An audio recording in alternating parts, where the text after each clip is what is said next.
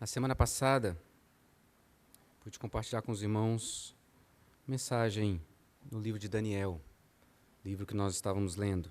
E na sua oração, no verso de número 22, do capítulo 2, ele diz assim: Ele revela o profundo e o escondido, conhece o que está em trevas, e com ele mora a luz. Nós viemos ouvir a palavra de Deus que traz luz, que ilumina o nosso caminho, que nos dá condições de enxergar por onde caminhar, por onde viver segundo a vontade do Senhor. E eu quero convidar você para ter um tempo de oração particular, o seu tempo, pedindo por você, por seu coração, para que Deus fale aquilo que você precisa ouvir nessa noite, mas ore também por mim, para que Deus me use em fidelidade, aquilo que Ele preparou para nós nessa noite. Então dedique alguns instantes de oração, por favor.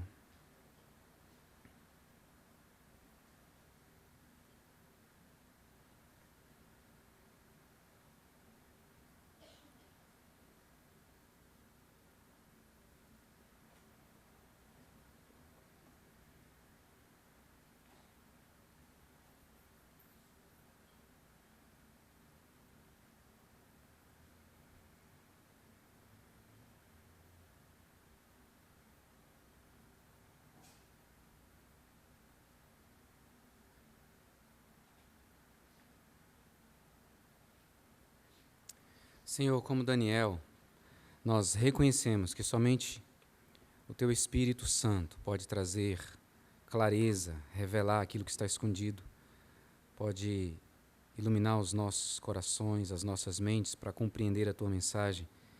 E somente Ele também pode aplicar essa verdade de maneira que nós consigamos viver para a Tua glória. Então nós oramos por nós nessa hora. Fala conosco, traz atenção, concentração, compreensão da Tua verdade, do Teu ensino nessa noite, e usa isso para transformar cada um de nós a vivermos para a Tua glória. Usa-me como instrumento nessa noite, Pai, naquilo que o Senhor tem preparado para nós. Eu te peço, em nome de Jesus Cristo. Amém. Ao terminar de construir o templo, Salomão está conversando com Deus. Davi tinha um sonho, queria construir um templo em Jerusalém, para refletir, para mostrar a grandeza do Deus de Israel. E quem faz a construção é Salomão. Salomão termina e ele então está orando a Deus. Lembrando que o templo simbolizava a presença de Deus no meio do seu povo, o povo de Israel, mas também o templo era um testemunho a todas as nações de quem era o Deus de Israel.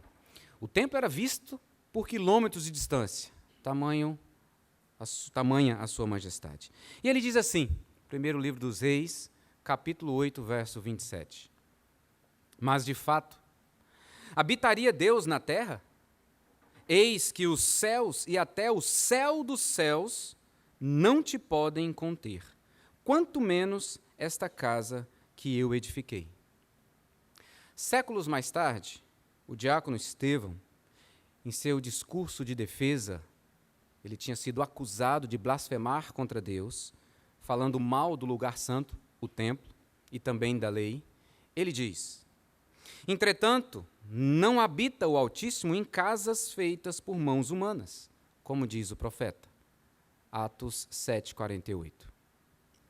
E algum tempo depois, o apóstolo Paulo, ao pregar o evangelho em Atenas, no Areópago, ele então falando com os filósofos epicureus e estoicos, afirma, capítulo 17 de Atos, verso 24. O Deus que fez o mundo e tudo o que nele existe, sendo Ele Senhor do céu e da terra, não habita em santuários feitos por mãos humanas. Diante dessas afirmações, muitos em nossos dias afirmam que nós não precisamos de construções para nos reunirmos e adorarmos ao Deus. Muitos afirmam que nós podemos adorar a Deus em qualquer lugar, então eu não preciso de um lugar específico para adorar a Deus. Alguns chegam a dizer que preferem adorar a Deus ao ar livre do que numa catedral. Nós poderíamos concluir, então, que o povo de Deus não precisa de um local como esse para se reunir e adorar ao único e soberano Deus?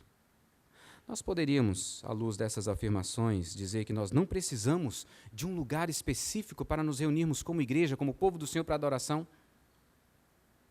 Ageu nos responde essa pergunta.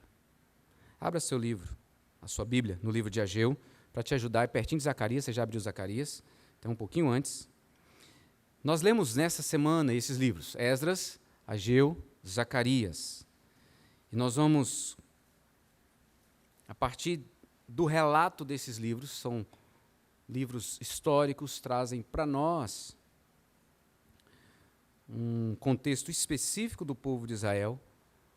E aqui nós vamos encontrar a resposta para essa pergunta. Precisamos de um templo físico, de um espaço como esse, para adorarmos o único e verdadeiro Deus? Ageu, capítulo 1. Peço que você acompanhe a leitura da palavra do Senhor. No 2º ano do rei Dario, no 6º mês, do 1º dia do mês, veio a palavra do Senhor por intermédio do profeta Ageu a Zorobabel, filho de Salatiel, governador de Judá, e a Josué, filho de Josadaque, o sumo sacerdote, dizendo: Assim fala o Senhor dos Exércitos. Esse povo diz: Não veio ainda o tempo em que a casa do Senhor deve ser edificada. Veio, pois, a palavra do Senhor por intermédio do profeta Ageu, dizendo: Acaso é tempo de habitardes vós em casas apaineladas, enquanto esta casa permanece em ruínas? Ora, pois assim diz o Senhor dos Exércitos: Considerai o vosso passado. Tendes semeado muito e recolhido pouco. Comeis, mas não chega para fartar-vos. Bebeis, mas não dá para saciar-vos.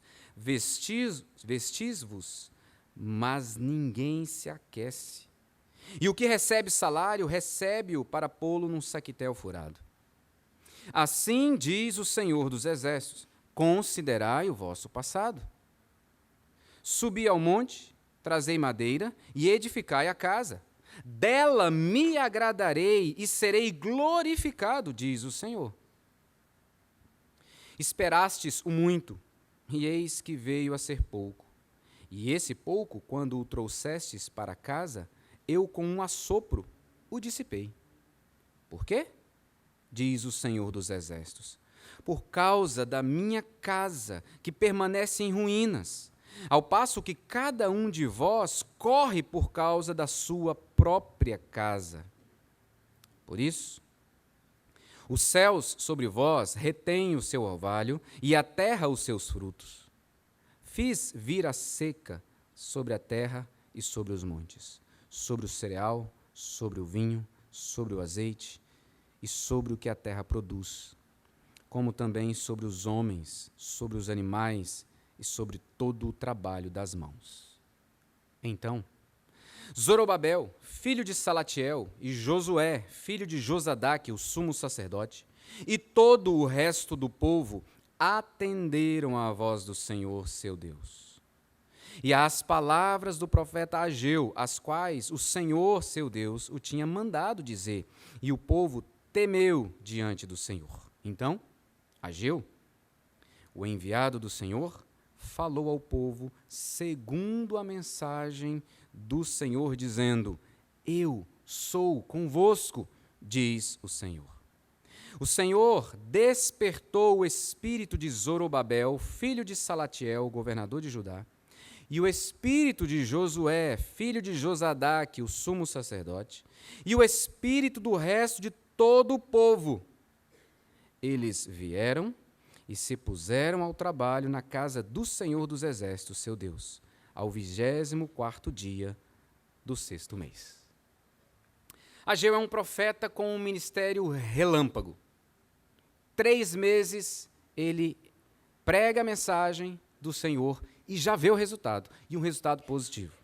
Profetas eram homens chamados, capacitados e enviados por Deus para falarem da parte de Deus, falarem da palavra de Deus, expressando assim a vontade de Deus, que convoca o seu povo para andar em obediência ao propósito de Deus.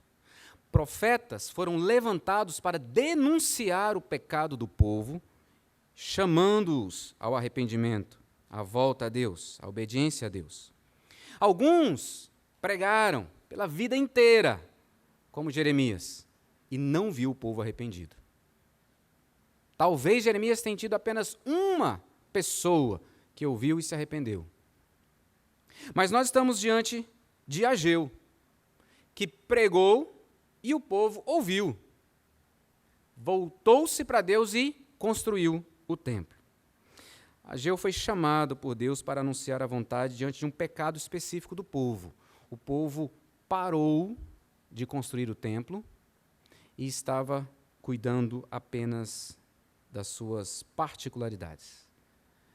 Ageu chama a atenção do povo para a reconstrução do templo, porque o povo estava pensando apenas em si mesmo. Que templo é esse? O mesmo templo que Deus, 70 anos antes, tinha destruído junto com a cidade de Jerusalém. Em Jeremias, capítulo 7, versos de 8 a 15, você vê Jeremias falando ao povo da parte de Deus que ele vai destruir o templo, porque o templo que simbolizava a presença de Deus se torna em um lugar de idolatria. E de fato Deus cumpriu. Agora, Deus está mandando, por meio do profeta Ageu, o povo construir o templo. Qual o contexto? O povo de Israel, após os 70 anos no exílio, é autorizado a retornar. E o primeiro grupo, em torno de 50 mil, você vê isso em Esdras, capítulo 2, de 2 a 70, tem o nome dessas pessoas e o número. Então, em torno de 50 mil pessoas, judeus, estão retornando para casa. Deus cumpriu a promessa. Eles estão jubilosos, cheios de esperança, cheios de ânimo. Então eles voltam e imediatamente começam a construir o templo. Ageu não consta nessa lista desses 50 mil. Provavelmente ele vem com o segundo grupo. Mas esses aqui estão prontos para construir o templo. Para você ter uma cronologia de datas, em 586 a.C., o templo e a cidade de Jerusalém são destruídos por Babilônia. 539, Babilônia, o Império Babilônico é conquistado pelo Império Persa, sob o rei Ciro. Um ano depois, há um decreto do rei, encorajando os judeus a retornarem e reconstruírem o templo. Isso está em Esdras 1, de 1 a 4. Você deve ter lido isso essa semana. Em 536, é quando esse grupo retorna e começa a construir o templo. Isso está em Esdras 3, de 10 a 13. Mas exatamente aí, eles param. Eles começam, lançam os fundamentos, e você leu isso aqui no início do nosso culto, a alegria do povo, porque lançaram os alicerces do templo. Mas aí algumas coisas acontecem e eles param. E eles ficam por 16 anos cuidando apenas de si mesmos e não obedecendo à voz de Deus, que tinha dito para eles construírem o templo, para simbolizar a presença de Deus no meio deles, para testemunhar às nações da terra quem era o verdadeiro Deus, para que Deus recebesse glória. Então Ageu é levantado exatamente aqui, em 520. Em 516, 4 anos depois, o templo é concluído. E você vê isso em Esdras, capítulo 6, verso 15. A política persa, ela encorajava aqueles a quem eles dominavam a voltarem para suas terras e ali servirem dentro da sua cultura. O que é que acontece para que esses irmãos aqui, esse povo de Israel, desistir, interromper a construção do templo? Alguns fatores. A desolação da cidade, as dificuldades com os vizinhos samaritanos. Os samaritanos eram um povo considerado impuro pelos judeus. E os samaritanos chegam, isso está em Esdras 4, os samaritanos chegam e falam assim, nós queremos construir o templo com vocês. E os judeus, não, vocês não vão construir conosco. Então eles começam a ser pedra de tropeço e desanimam os judeus. O verso 6 diz para a gente que tem colheitas ruins. Eles têm plantado, têm semeado muito, mas têm recolhido pouco.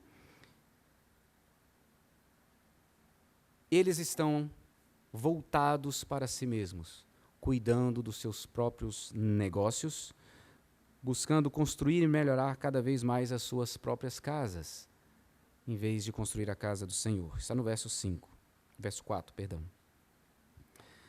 E devido à estiagem, veja aí comigo, no verso de número 11, fiz vir a seca sobre a terra e sobre os montes, sobre o cereal, sobre o vinho, sobre o azeite. Ou seja, uma estiagem permitida por Deus leva o povo ao empobrecimento. E eles então desistem e começam a focar apenas naquilo que é particular de cada um. Então vem Ageu, chamado por Deus, convocado por Deus, capacitado por Deus, enviado por Deus, e mostra ao povo que o fracasso que eles experimentam em diversas áreas da vida se deve ao fato de negligenciarem a palavra de Deus que diz o que eles têm que fazer.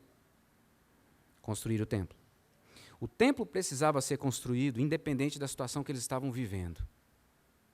E, na verdade, o povo enfrenta a escassez porque não prioriza Deus na vida. É o que Ageu deixa claro. Qual a importância da reconstrução do templo? Vou repetir. 1. A identidade do povo de Israel estava em torno do Deus Yahvé, que tinha um templo que simbolizava a sua presença no meio do povo. A identidade do povo estava relacionada com o templo. Mas o templo seria o lugar para resgatar o culto a Deus, testemunhando a todas as nações quem eles adoravam. O templo serviria de sinal da presença, da proteção e da abundância de Deus sobre a vida do povo. Mas veja o verso de número 8 comigo. E esse é o principal motivo por que o templo tinha que ser construído. Vamos ler junto comigo? Capítulo 1, verso 8. Subi ao monte, trazei madeira e edificai a casa. Dela me agradarei e serei glorificado, diz o Senhor. É para a glória de Deus. É para que Ele seja conhecido em toda a terra, em todas as nações. Conhecido, honrado e adorado. A construção do templo significava não apenas a presença de Deus no meio do povo, mas Deus como a centralidade da vida do povo. Queridos, encontramos no livro de Ageu um verdadeiro tesouro para nos estimular a reflexão do nosso compromisso e a prioridade da vida. Onde nós estamos dedicando as nossas energias, os nossos recursos? Em projetos, propósitos particulares ou em obediência a Deus que nos envia para torná-lo conhecido, glorificado em toda a terra? Podemos concluir aqui que a indiferença para a construção do templo se traduz na indiferença para com Deus. Se Deus fosse prioridade na vida desse povo, eles queriam construir o templo para estarem juntos adorando e testemunhando de Deus. Mas Deus não era prioridade. Então a indiferença se traduz e fica muito clara para a gente. E deve me fazer pensar, você também. Qual a desculpa para a indiferença? Veja comigo no verso 2. Deus diz, aliás, essa expressão Senhor dos Exércitos se repete 26 vezes em 2 capítulos. É o segundo menor livro da Bíblia. Perde só para Obadias. Mas 26 vezes você vai ler a expressão o Senhor dos Exércitos. Então o Senhor dos Exércitos, aquele que é o soberano, diz, este povo fica dizendo, não veio ainda o tempo em que a casa do Senhor deve ser edificada. E aqui é a desculpa para a indiferença. Você já percebeu que nós temos muita facilidade para encontrarmos desculpas quando não queremos fazer algo? Nós somos bons nisso, queridos. Nós temos muitas desculpas para adiar o que podemos fazer hoje. Por que não fazer amanhã? E por que não depois de amanhã? Nós temos desculpas rápidas para interromper o que nós estamos fazendo, se a gente não quer fazer. Para desistir. E o povo fala o que está dentro do coração, porque o coração está repleto de egoísmo. Eles pensam apenas em si mesmos. Mas é preciso discernir o que Deus diz, não o que o meu coração está dizendo. É o que Deus diz. E aí, nos versos 3 e 4, nós entendemos a causa da indiferença. A causa da indiferença é porque o povo está centrado em si mesmo. Veio, pois, a palavra do Senhor por intermédio do profeta Ageu, dizendo: acaso é tempo de habitardes vós em casas apaineladas, enquanto esta casa permanece em ruína? Veja, o profeta fala em nome de Deus. Veio a palavra do Senhor para dizer ao povo. A palavra de Deus está viva no coração do profeta. E ele vem e confronta o povo. E ele confronta exatamente a afirmação do verso 2. Como é que vocês podem dizer que não é tempo de construir o templo do Senhor e vocês arrumam tempo para construir a casa de vocês? Egoísmo, projetos particulares em detrimento da vontade de Deus. Prioridade errada, foco errado. Causa da indiferença desse povo a Deus.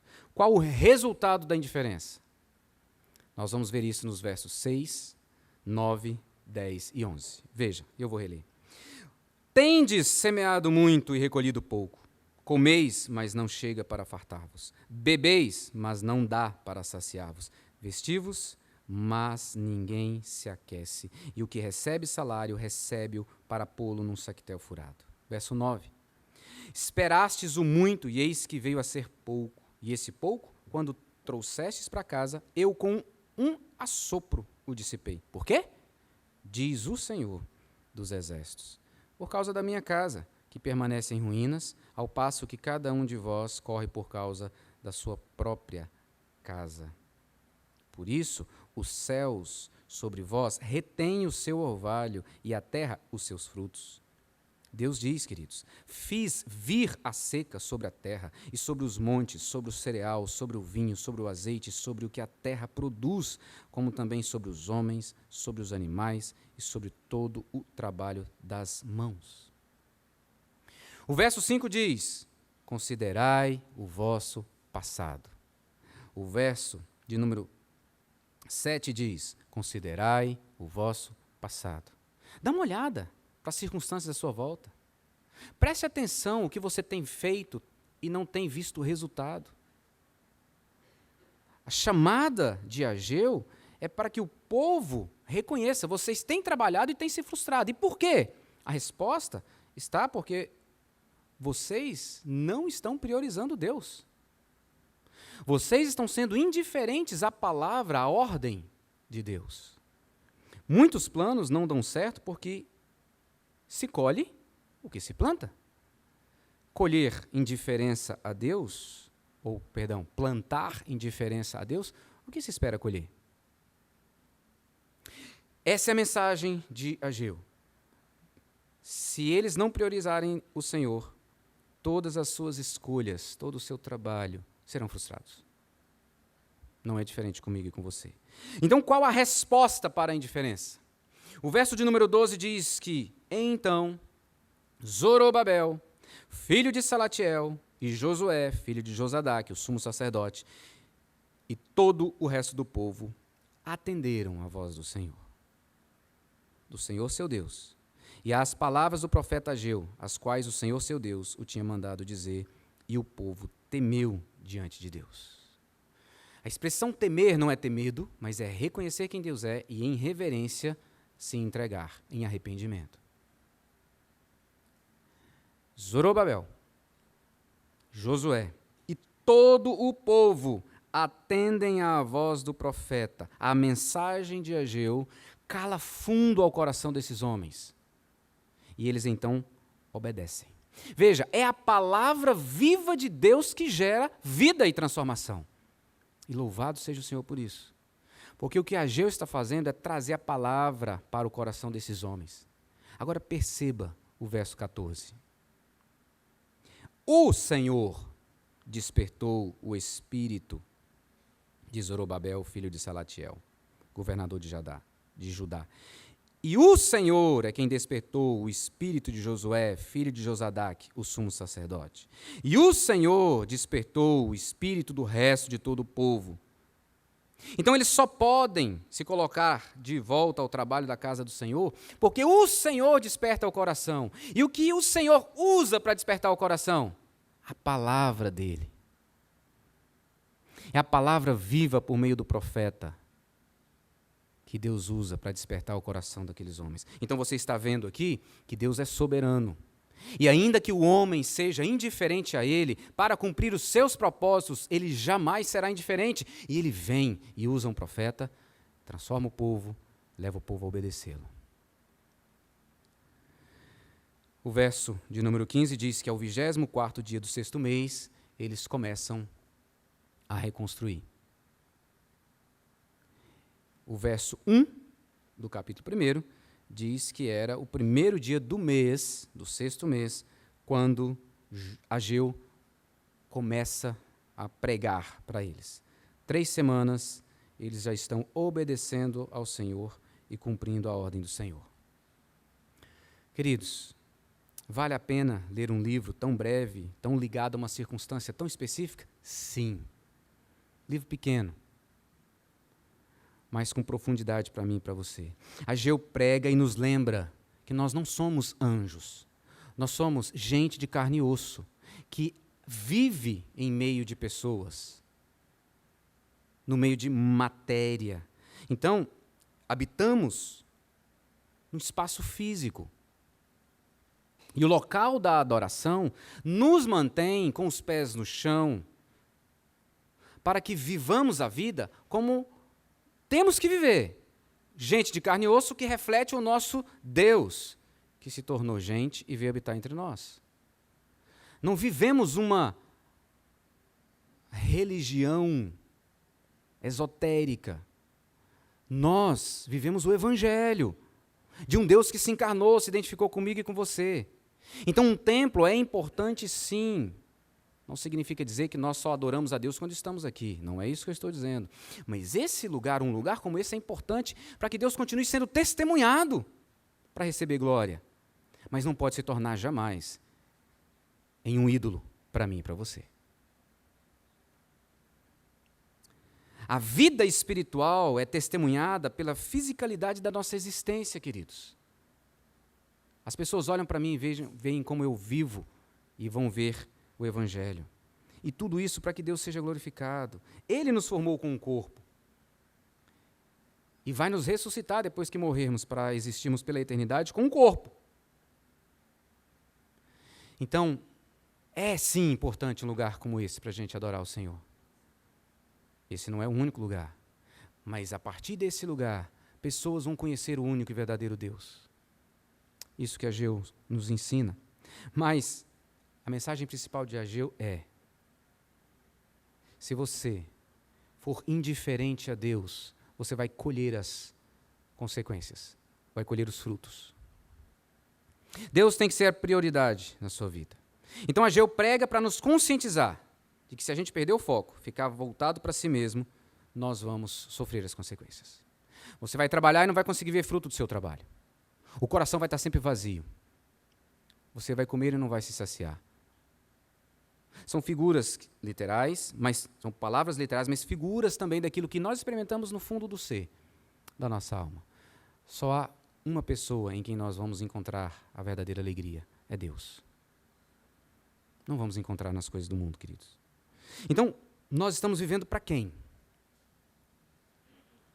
Para quem eu e você estamos vivendo? É para Deus ou para nossas casas luxuosas?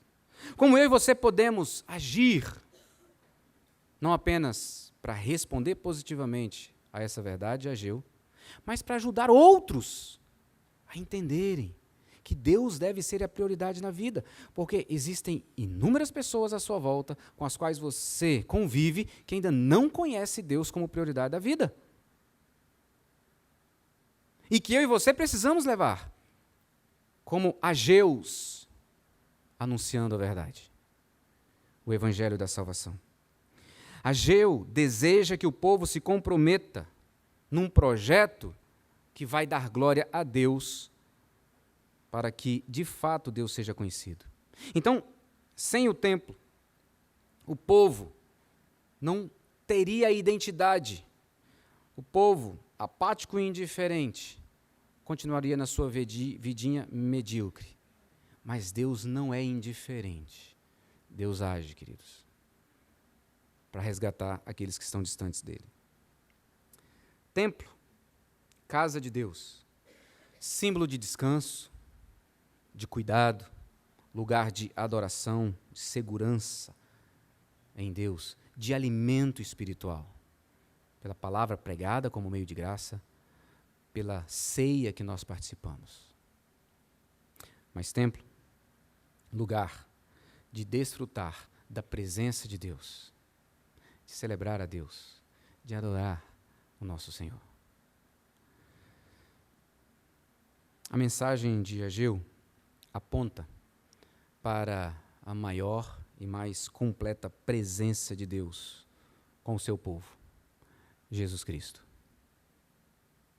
O templo era apenas um símbolo daquilo que aconteceria no futuro. Jesus veio como Deus, em carne e osso, e habitou entre o povo. Veja o que ele mesmo diz. João 2, 19 a 22. Jesus lhes respondeu: destruí esse santuário e em 3 dias o reconstruirei. Replicaram os judeus: em 46 anos foi edificado esse santuário, e tu, em 3 dias, o levantarás? Ele, porém, se referia ao santuário do seu corpo. Quando, pois, Jesus ressuscitou dentre os mortos, lembraram-se os seus discípulos de que ele dissera isto, e creram na Escritura e na palavra de Jesus. Deus é intencional para estar com o seu povo e vem habitar no meio do seu povo. João 1,14. O Verbo se fez carne e habitou entre nós. E isso é maravilhoso, meus irmãos, porque com a sua experiência de fé, entregando a sua vida a Jesus, ele não apenas habita no meio, ele habita em você. Você tem uma vida eterna, é a própria vida de Jesus pelo Espírito Santo que está em você. Agora, um Deus que queria um templo para que simbolizasse a presença dele no meio do povo, vem morar dentro daqueles que são seu povo hoje. A vida eterna que você tem, que eu tenho, todos têm, os que confessam em Jesus Cristo. Então, nós fomos e continuamos sendo santuário de Deus, edificados pelo Senhor. A reconstrução do templo, conforme Ageu, era para a glória de Deus. A edificação da minha e da sua vida, através de santuários do Espírito Santo, é para a glória de Deus. O que Deus está fazendo na minha e na sua vida é para que Ele receba glória. Não se trata dos seus projetos particulares. Se trata de vivermos para a glória do Senhor, Deus Todo-Poderoso. Ageu é usado por Deus para despertar a liderança política, o governador, Zorobabel, liderança religiosa, sumo sacerdote, através de Josué, mas todo o povo é impactado pela mensagem de Josué.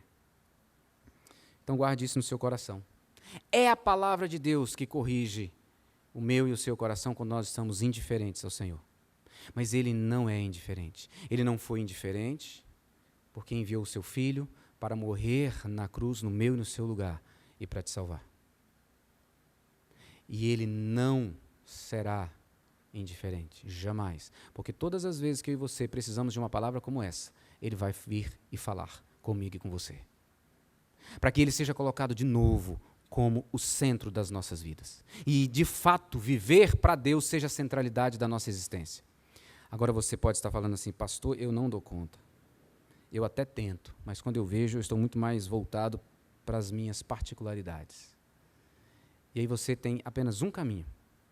Você tem que correr para Jesus, porque Jesus não foi indiferente à missão que o Pai lhe deu e morreu na cruz por pecadores como eu e você. Jesus nos amou até o fim. Então, é Ele que jamais foi indiferente à missão do Pai, que me dá condições, e a você, de vivermos sem sermos indiferentes ao nosso Deus. Aquele que não foi indiferente à minha miséria, à sua miséria, Jesus Cristo, é o único que pode nos levar a vivermos na presença do Senhor.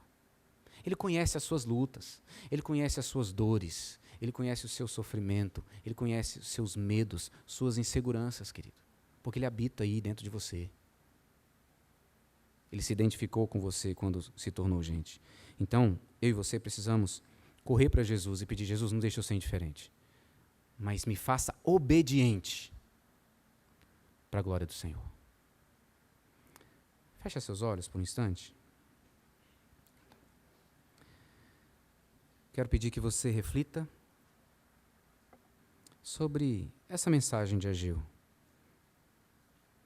Uma mensagem que não foi só para lá, no passado. Ela chega até mim e a você hoje. Estou fazendo refletir sobre onde é que está Deus na nossa vida.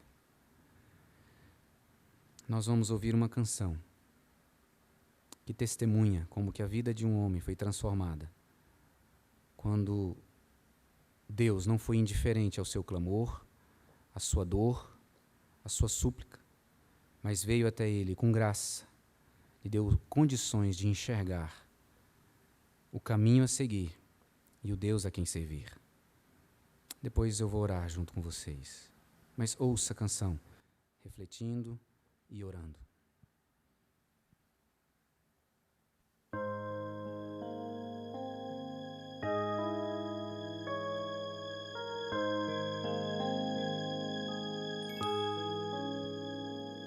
Meu nome é Bartimeu, sou filho de Timeu e cego há muito tempo. Eu vivo em Jericó e fico nessa estrada, clamando compaixão.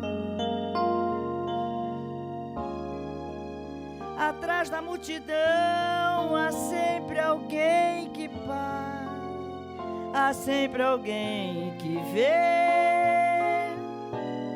Por isso estou aqui, quem sabe um dia alguém venha me socorrer.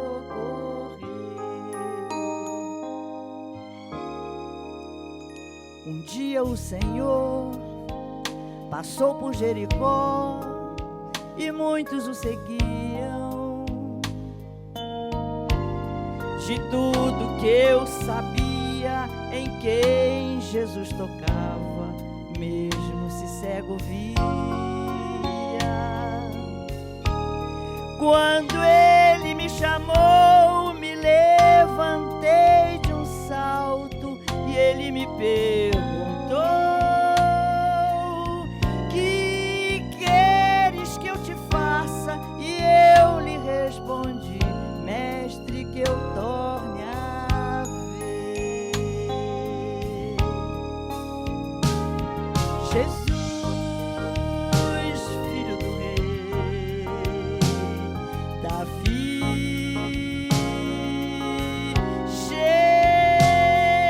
Jesus, tenha compaixão de mim.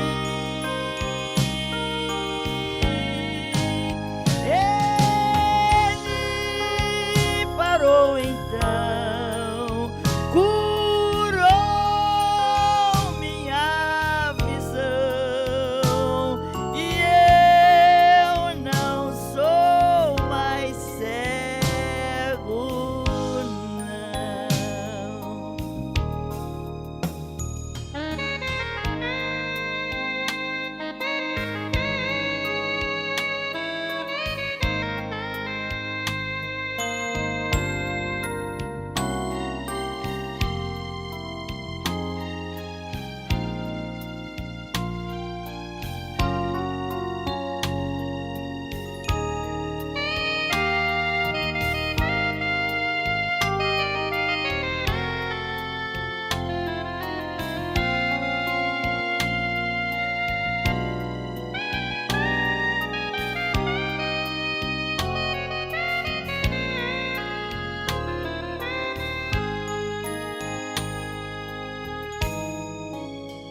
na estrada sempre alguém que nunca percebeu porque está vivendo.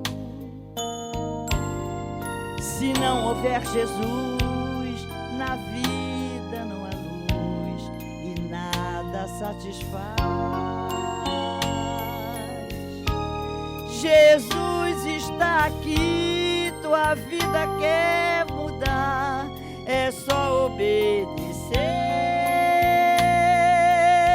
Levanta, Ele te ama, é o Mestre que te chama, vem depressa e vê. Jesus, Filho do Rei Davi, Jesus, tenha compaixão de mim. Ele parou então, curou minha visão e eu não sou mais cego, não.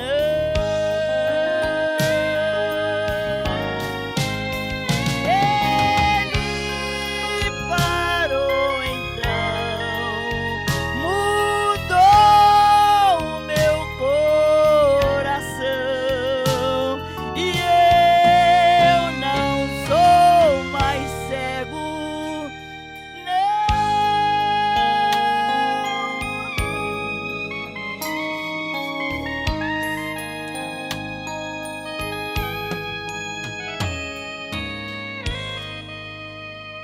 Senhor, nós somos gratos porque o Senhor não foi indiferente à nossa miséria espiritual, à condenação eterna por causa do nosso pecado, mas veio até nós. Tornou-se gente, se identificou conosco, morreu na cruz, ressuscitou para nos dar vida eterna. E uma vida para ser vivida, para mostrar no mundo quem é o único e verdadeiro Deus. No mundo com tantos ídolos, falsos deuses, aqui estamos nós, alegres, porque servimos ao único e verdadeiro Deus. Obrigado porque o Senhor não é indiferente diante das nossas vidas, tantas vezes indiferentes ao Senhor. O Senhor nos chama para voltarmos e priorizarmos o que precisa ser prioridade. Então corrija-nos naquilo que nós precisamos ser corrigidos. Obrigado, Senhor, porque Tu não és indiferente às lutas, aos medos, aos sofrimentos, aquilo que cada um tem apresentado diante do Senhor nessa noite. Pai, vem em socorro de cada um dos meus irmãos e irmãs. Responde diante da dificuldade, da luta, do problema que cada um tem enfrentado. É o Senhor que tem a resposta. E usa a Tua palavra que gera vida abundante para nos corrigir, para nos orientar, para nos transformar. Como o Senhor fez com o povo,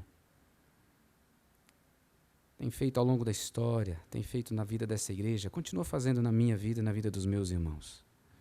Eu oro por aqueles que nessa noite ouviram essa mensagem, ou estão ouvindo essa mensagem gravada, e que o coração arde, porque o Senhor despertou o coração para não ser mais indiferente ao chamado para a salvação.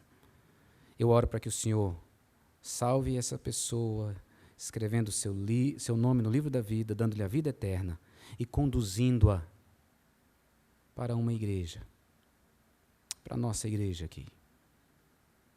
Dá-nos, a cada um de nós, como discípulos do Senhor, a alegria de sermos Ageu no mundo, apontando para o único e verdadeiro Deus, digno de ser adorado, honrado, glorificado. Faz assim, Pai, pois nós dependemos totalmente do Senhor. Oramos em nome de Jesus Cristo. Amém.